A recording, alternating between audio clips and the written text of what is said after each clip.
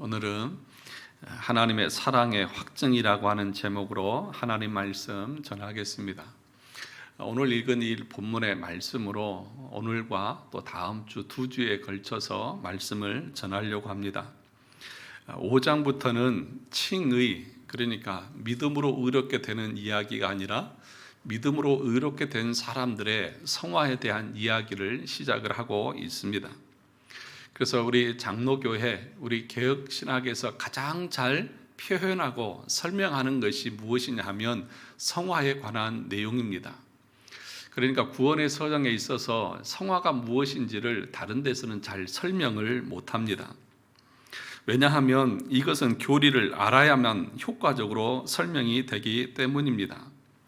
보편적으로 복음주의권이라고 하는 그런 교회들은 교리에 관심이 없고, 그래서 교리를 가르치지도 않고, 그래서 교리를 잘 모르기 때문에 이 본문의 말씀을 단순하게 예수 믿고 구원받았으면 선하게 살아라, 착하게 살아라, 그런 식으로 해석을 합니다.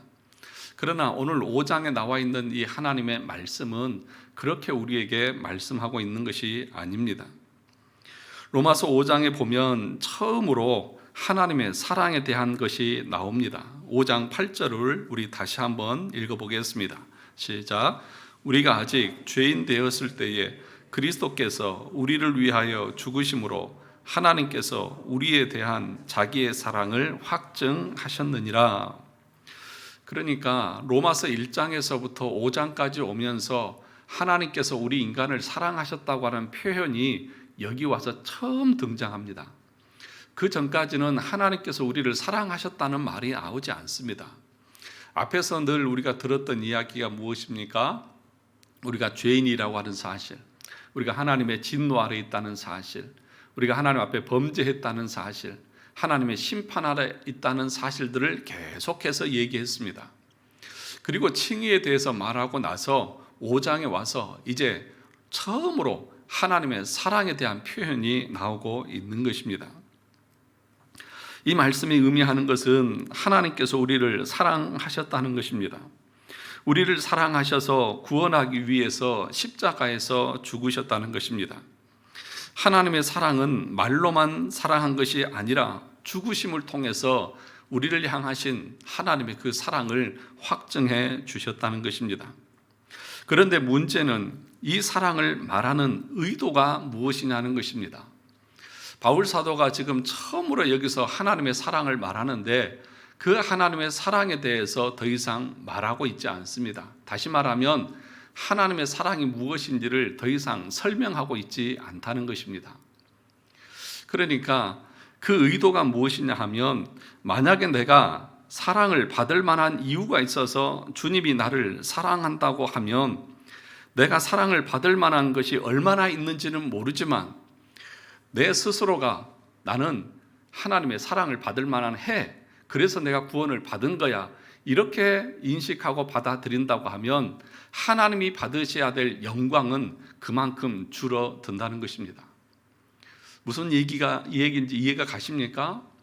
여러분들이 구원받은 이유가 내가 구원받을 만한 조건이나 자격이 조금은 있어서 내가 구원받은 것이다, 그렇게 생각하면 그 생각만큼 하나님 앞에 돌려드려야 될 그 영광은 감소된다는 것을 말하는 것입니다. 그러면 여러분, 우리가 정말 하나님 앞에 사랑을 받을 만한 존재여서 구원을 받은 것입니까? 전혀 아니지 않습니까? 그 얘기를 지금 바울 사도는 하고 싶은 것입니다.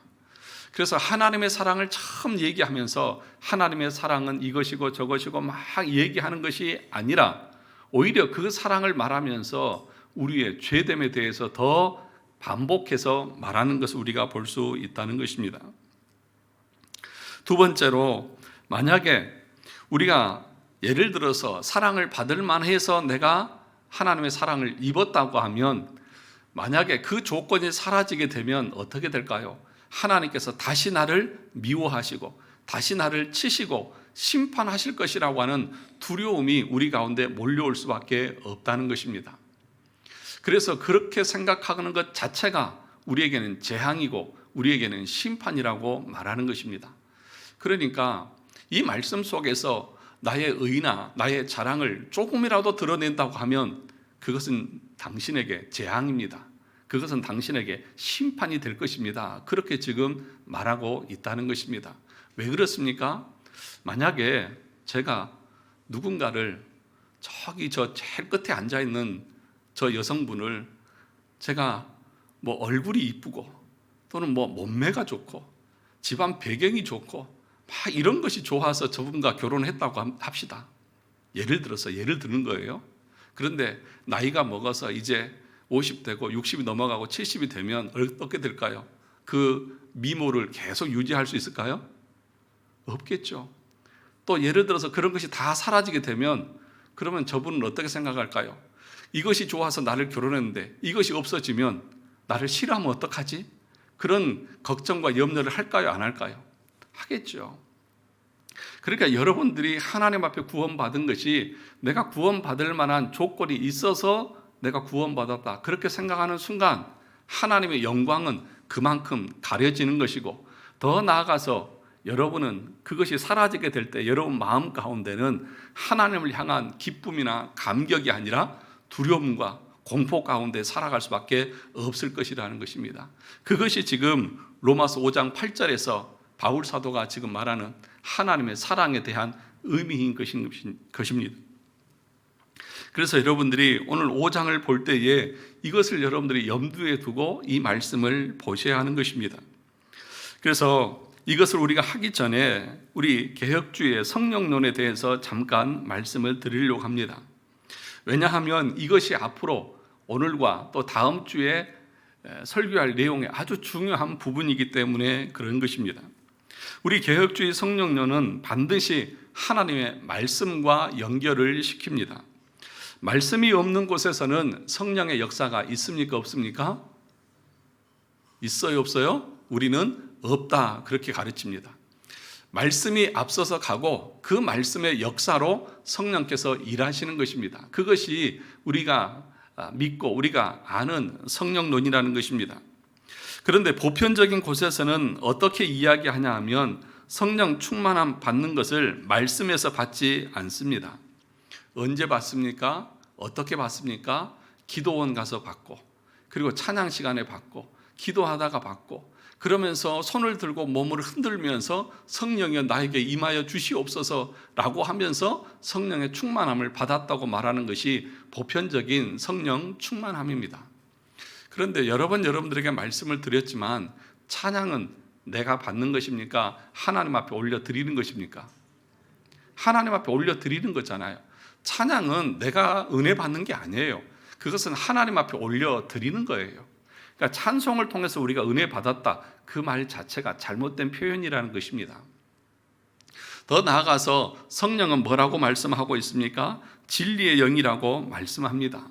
그래서 말씀을 통해서 성령의 충만함을 받는 것이지 말씀을 떠나서 성령 충만함을 받을 수가 절대로 없다는 것입니다. 그러니까 무엇이냐 하면 옛날에는 하나님의 말씀이 잘 이해가 안 됐습니다. 무슨 말인지도 모르겠습니다. 조각조각 단편적인 지식은 있지만 그것이 하나로 깨어져서 이것이 하나님께서 우리에게 베푸신 사랑이고 구원이구나라고 하는 것들을 전에는 몰랐습니다. 그런데 성령께서 어느 순간 우리 가운데 말씀을 타고 오셔서 그것을 깨닫게 해주시고 그것이 믿어지게 하시고 그것이 연결되어져서 이게 하나님의 뜻이구나라고 하는 것을 깨닫게 해주시는 것, 그것을 가리켜서 성령의 충만함이다, 그렇게 말하는 것입니다. 그래서 고린도전서 2장 10절에 보면 이렇게 말합니다. 오직 하나님이 성령으로 이것을 우리에게 보이셨으니 성령은 모든 것 곧 하나님의 깊은 것까지 통달하시느니라.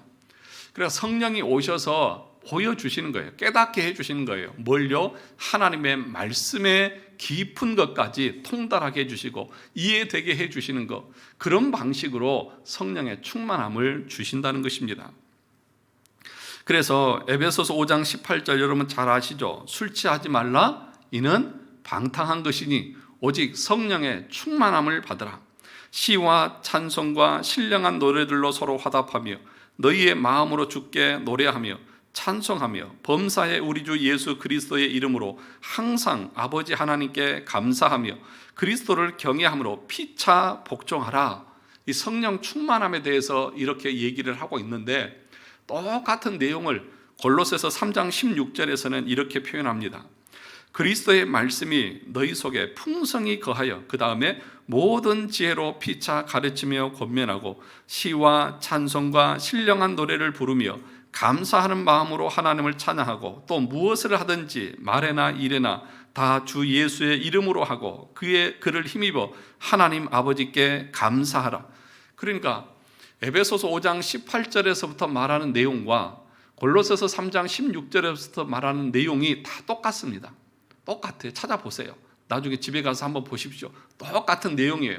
그런데 성령의 충만함을 받으라, 이 말만 앞에서 바뀌었습니다. 뭘로요? 골로새서에서는 그리스도의 말씀이 너희 속에 풍성히 거하여.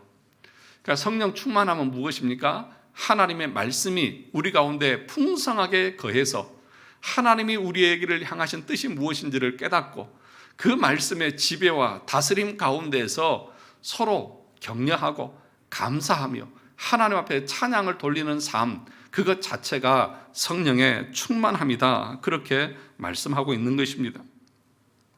그러니까 성령의 충만함은 말씀의 충만함이라고 말할 수 있습니다. 그래서 성령 충만한 사람은 말씀의 다스림과 지배를 받습니다. 말씀에 순종하는 것이 성령 충만함의 증거고, 말씀을 기뻐하고 즐거워하는 것이 성령 충만함의 증거라는 것입니다. 그런데 오순절 교회에서는 성령 충만함을 받으러 어디로 가야 될까요? 산에 가서 나무를 몇 개는 좀 뽑아야만 성령 충만함을 받은 것이라고 그렇게 말하는 것입니다. 그러니까 우리가 성령 충만함을 어떻게 이해하느냐에 따라서 성도의 이 신앙의 이 성향들이 완전히 달라지는 것입니다. 물론 말씀과 그 다음에 기도가 함께 가죠. 기도가 필요 없다는 얘기가 아닙니다. 그러나 그 기도 앞에 반드시 무엇이 앞서가야 한다는 것입니까? 말씀이 앞서가야 한다는 것입니다.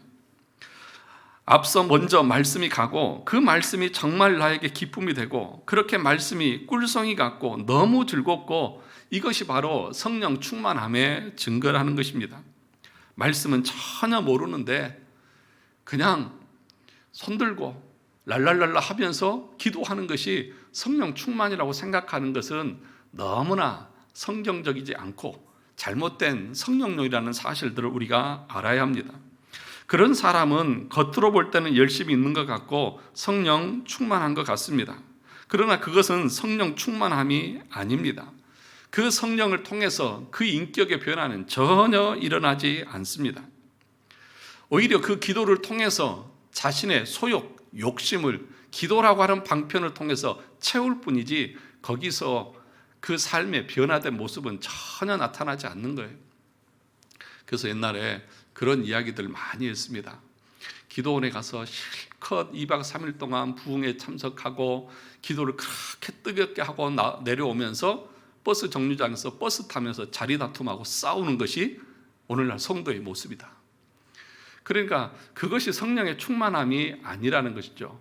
성령의 충만함이라고 하는 것은 말씀의 다스림 가운데서 내 인격이 변하고, 그래서 자기 자신을 죽이고 거기 안에서 자기의 죄됨들 발견하고, 그래서 더 겸손해지고 그 다스림 안에서 순종하고자 하는 그 상태가 성령의 충만함이라는 것입니다.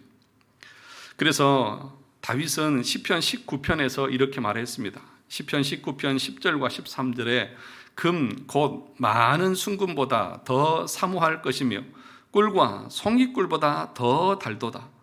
또 주의 종이 이것으로 경고를 받고 이것을 지킴으로 상이 크도다.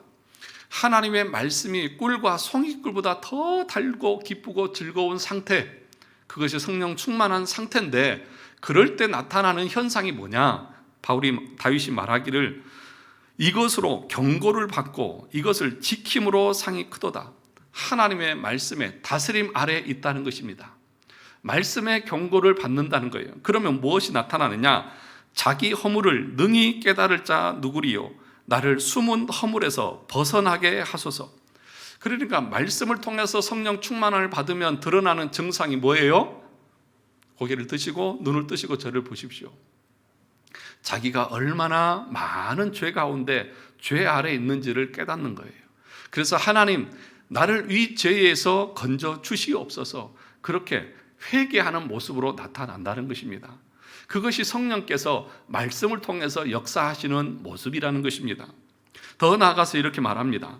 또 주의 종에게 고의로 죄를 짓지 말게 하사 그 죄가 나를 주장하지 못하게 하소서. 이걸 가리켜서 성화라고 말합니다. 죄가 나를 주장하지 못하는 거예요. 죄를 자기가 고의로 짓지 않게 하시고 그 죄의 다스림을 받지 않게 되어지는 것, 그것이 뭐냐? 성화인데, 그 성화는 어떻게 이루어지는 것입니까? 하나님의 말씀이 내 안에 충만하게 거해서 성령을 통해서 내가 책망을 받고 깨달음을 얻어서 내가 이러면 안 되지, 말씀이 책망하는 것을 그 말씀 앞에서 순종하는 것, 그것이 성령의 충만함의 모습이라는 것입니다. 그리고 이렇게 말합니다. 그리하면 내가 정직하여 큰 죄과에서 벗어나겠나이다. 그러니까 우리가 성화에 이르는 길은 뭐예요? 가서 선하게 도덕적으로 착하게 사는 것이 성화입니까? 아니죠.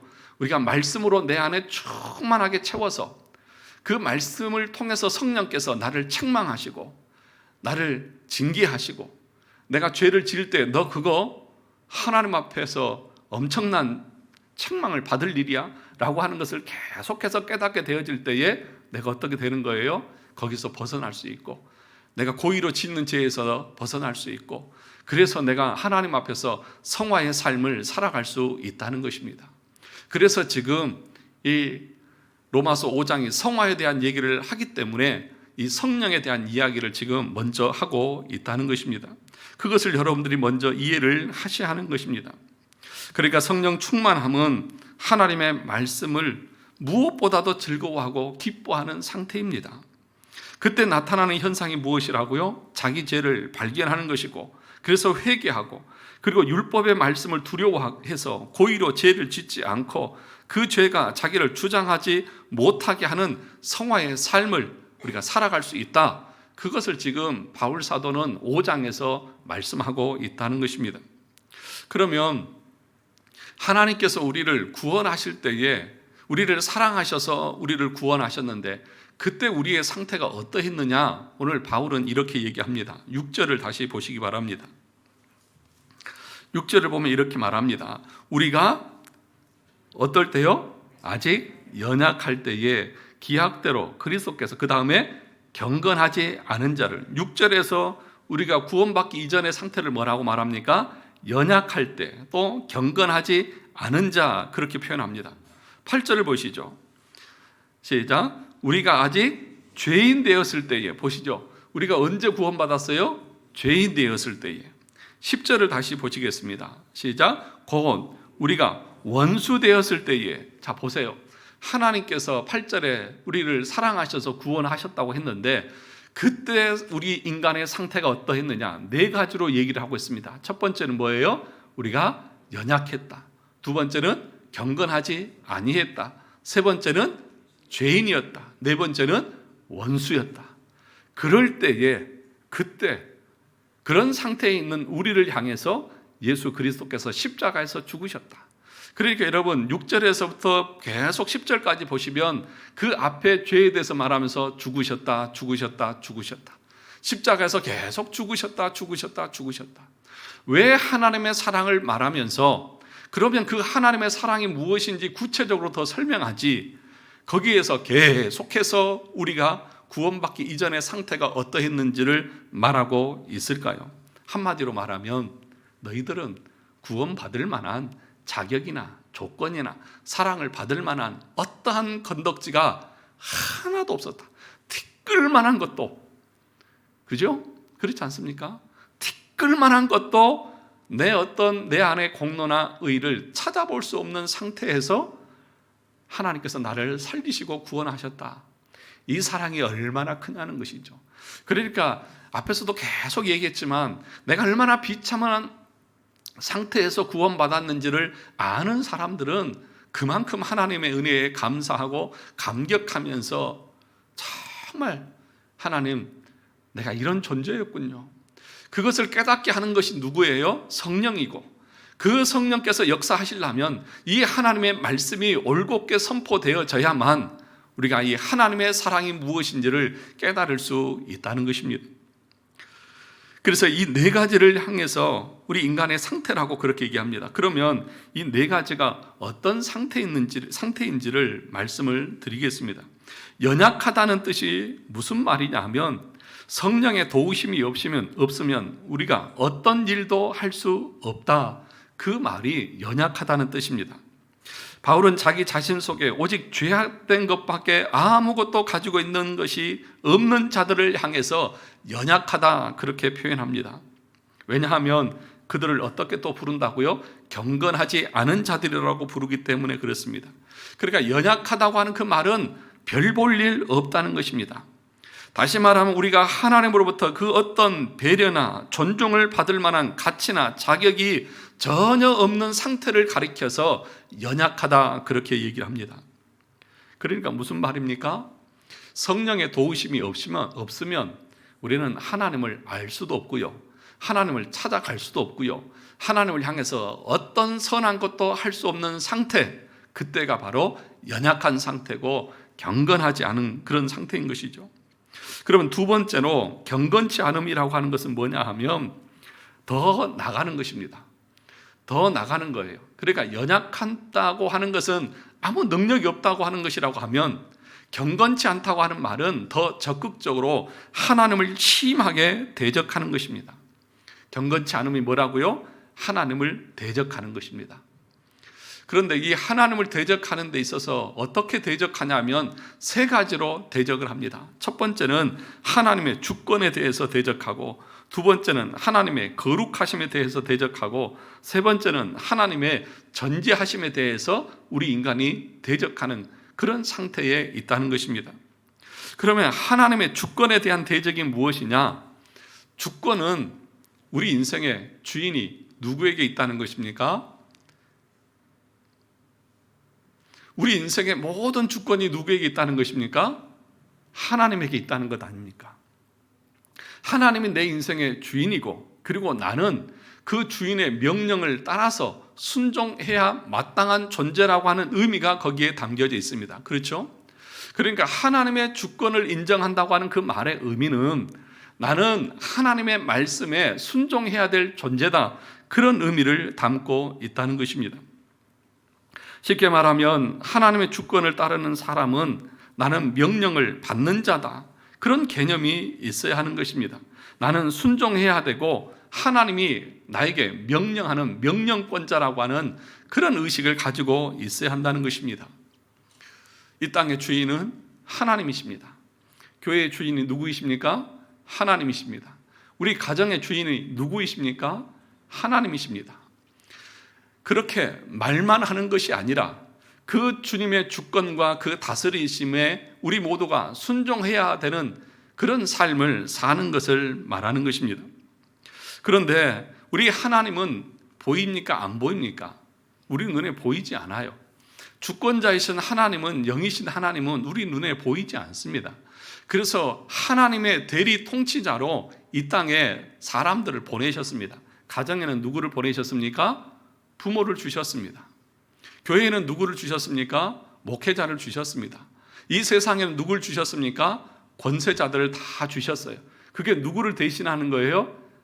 하나님을 대신하는 대리 주권자들이라는 것이죠. 그것을 로마서 13장 1절에서 이렇게 말했습니다. 우리 13장 1절 가서 볼까요? 로마서 13장 1절입니다. 여러분들이 잘 인정을 안 하려고 하는 것 같아가지고요, 가서 직접 보시고 확인을 하시기 바랍니다.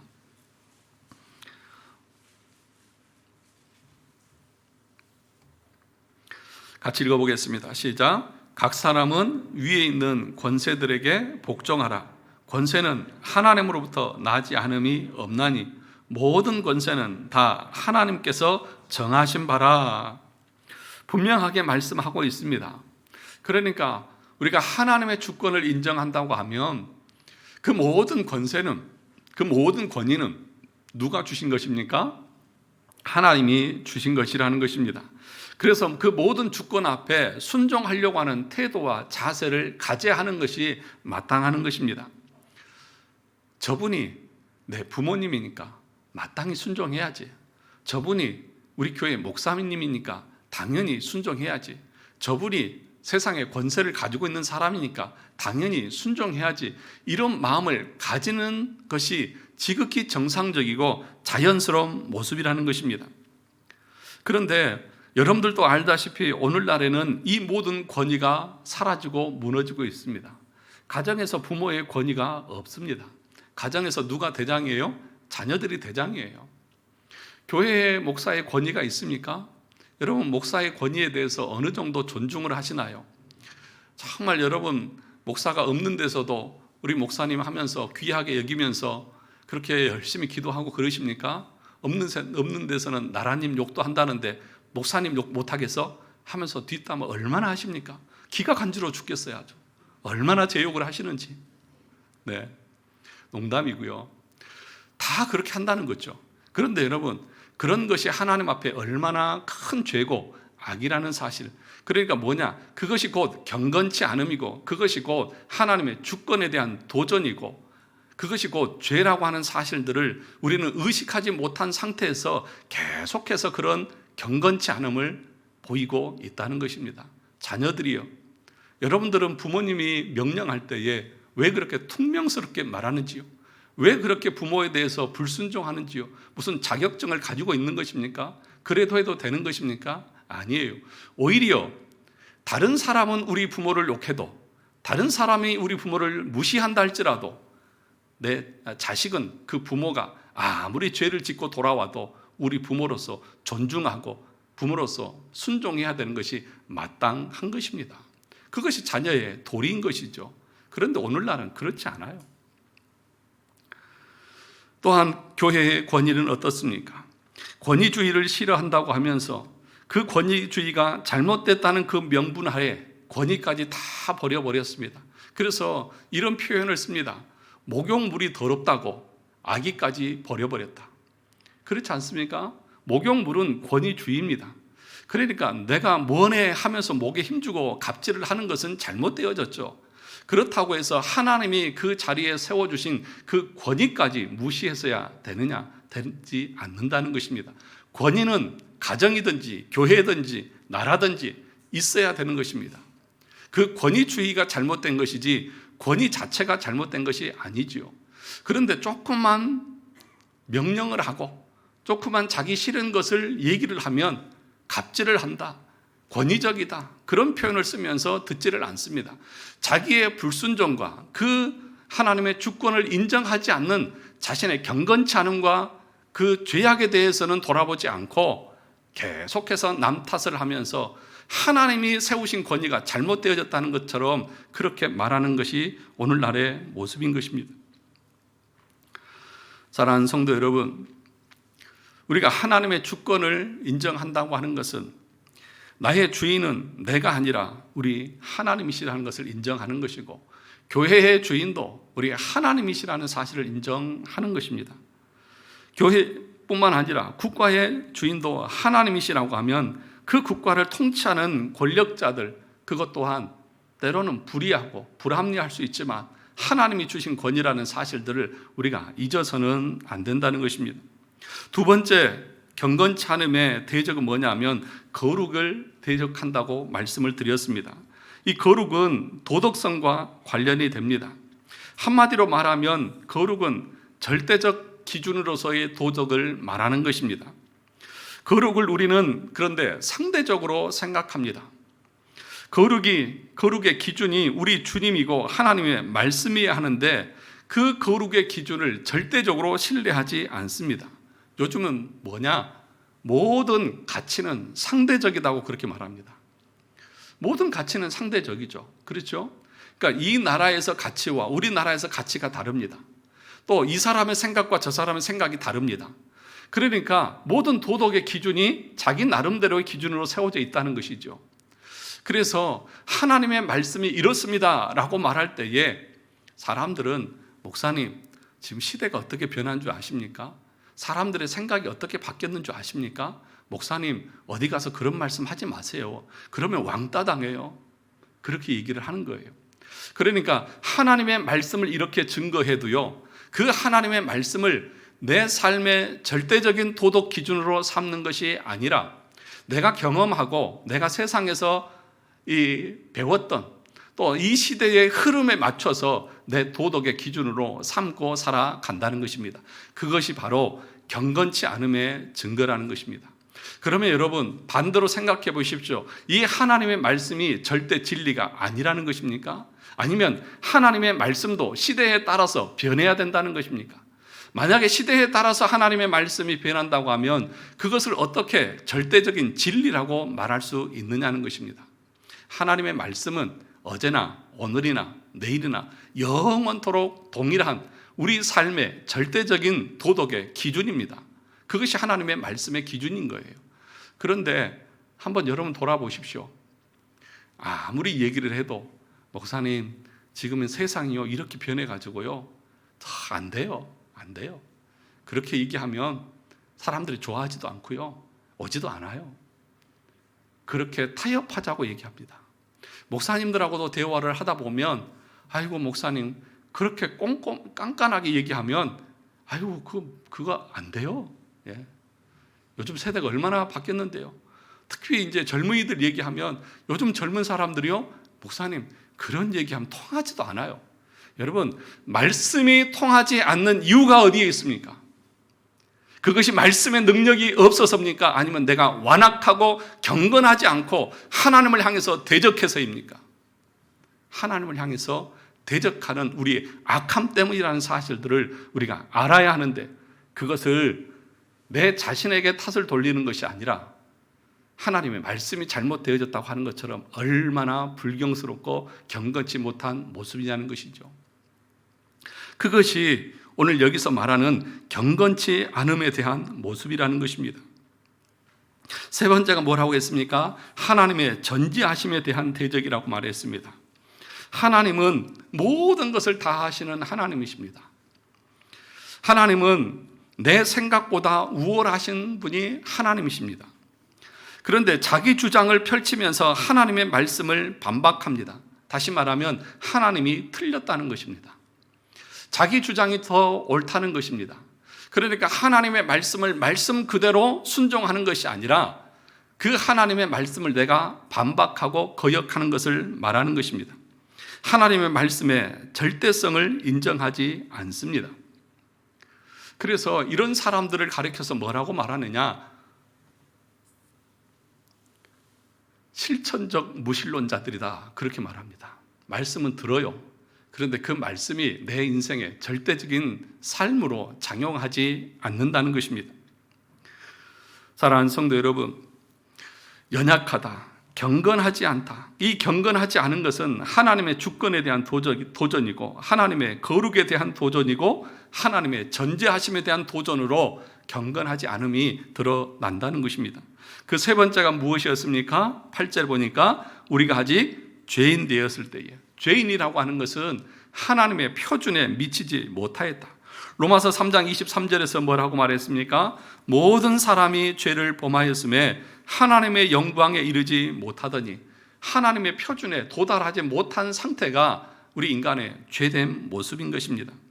그리고 네 번째가 무엇입니까? 10절에 보니까 우리가 원수 되었을 때입니다.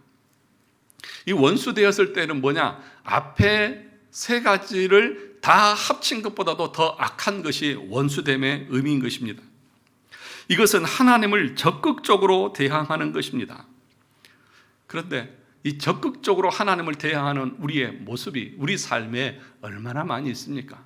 주권에 대해서, 그분의 거룩하심에 대해서, 그분의 전지하심에 대해서, 우리가 예수를 믿고 하나님을 찬양하고 예배한다고 하면서도 우리 삶에 이렇게 원수된 사람들처럼 적극적으로 하나님의 말씀을 거역하는 모습들이 얼마나 많이 있느냐는 것입니다. 그런데 뭐라고 말하는 것입니까? 이런 상태에 있을 때에, 이런 자들을 위해서 우리 주님께서 죽으셨다. 이런 상태에 있는 우리를 위해서 죽을 만한 가치도 없고 오히려 자신을 향해서 대적하고 자신을 십자가에 못 박는 인간들을 위해서 우리 주님께서 십자가에서 죽으셨다. 그것이 하나님께서 우리를 사랑하시는 사랑의 확증이다. 그분은 그냥 어쩔 수 없어서 기계적으로 우리를 위해서 십자가에서 죽으신 것이 아니다. 그럼에도 불구하고 긍휼이 풍성하셔서 그 불쌍히 여기는 마음에서 나오신 그 사랑 때문에 우리를 위해서 죽으셨다. 그것을 누가 깨닫게 해주시는 거예요?